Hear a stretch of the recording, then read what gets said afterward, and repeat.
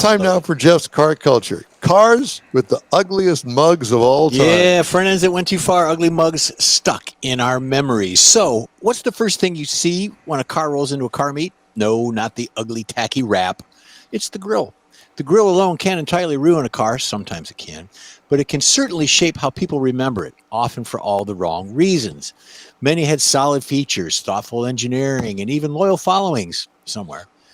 But when the front end starts the conversation on a strange, awkward, or just plain ugly note, it's like trying to find a perfectly sized wrench in a messy toolbox.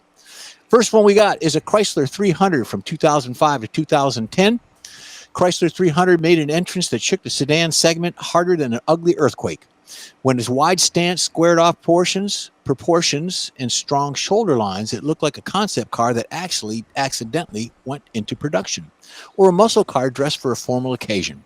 It stood out from other sedans like a sumo wrestler in a ballet class, and that was exactly the point. It quickly became a darling of rappers, customizers, and anyone who wanted to look tough on a budget. Shot caller. There you go. And then the next one we have is a Jeep Cherokee from 14 to 18. This Jeep Cherokee, the KL generation, brought some genuinely useful updates to the Jeep lineup. It offered a smooth ride on pavement, shocking revelation for Jeep, solid fuel economy, and better tech than many rivals. Inside, it felt like a real step up toward daily drivers. The front end, however, told a different story.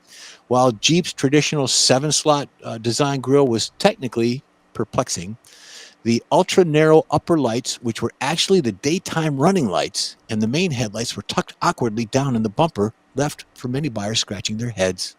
Imagine that.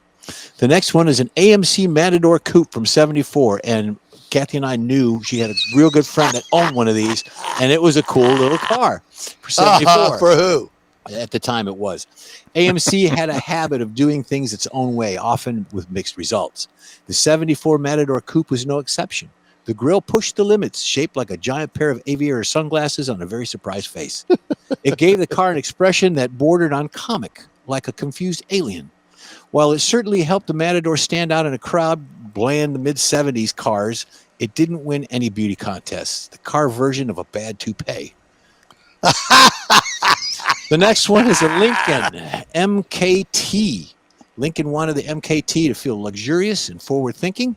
A bold crossover to redefine their brand. It offered strong engine, including the twin-turbo EcoBoost V6, which is a cool motor. Quiet, comfortable ride, and available 3-row seating, making it a genuinely practical, full-size crossover. The grille, however, went all in on Lincoln's controversial split-wing design, sometimes affectionately or mockingly referred to as the butterfly or the mustache grille. With wide chrome bars sweeping across the front, it gave the vehicle a wide-eyed, almost bug-like look that felt more awkward than refined. It simply didn't feel aligned with the elegant upscale interior behind it, creating a jarring disconnect. It was like putting a cartoon face on a serious business executive. Dodge Nitro, still around. The Dodge Nitro certainly packed serious personality into a compact SUV. Personality that looked like it spent too much time in the gym.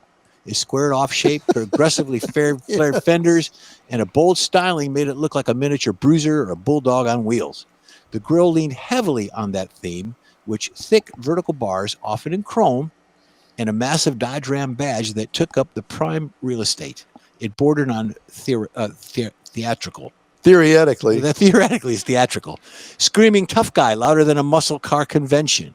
The grille made a strong impression that left little room for nuance. Like a brick wall with a giant grin, it was all attitude all the time and very tacky. Last one, everybody's favorite, the Chevrolet SSR.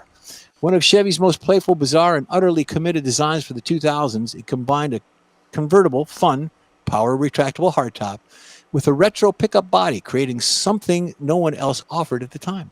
For drivers looking to stand out and relive their 50s hot rod fantasies with a modern V8, it absolutely delivered.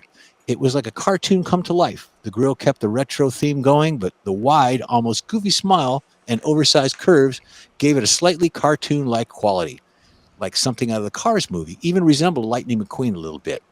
The grille certainly fit with the customer's overall whimsical theme, It even made it the styling feel more eccentric than generally cool, bordering on caricature. So it was a bad, so much unapologetically silly. Leave that up there for Okay. a minute. So the story with the fenders, General Motors, He did automatic bust. I already hit it. There. the fenders, GM had to go back to the 1950s to take the technology in the actual molds of the fenders Wow. from that generation Did not know to that. create this, because the curves were so sharp Oh, to make them round that they didn't have that technology anymore. So they had to go back and Just look at how restamp they it. did it. Yeah. Yeah.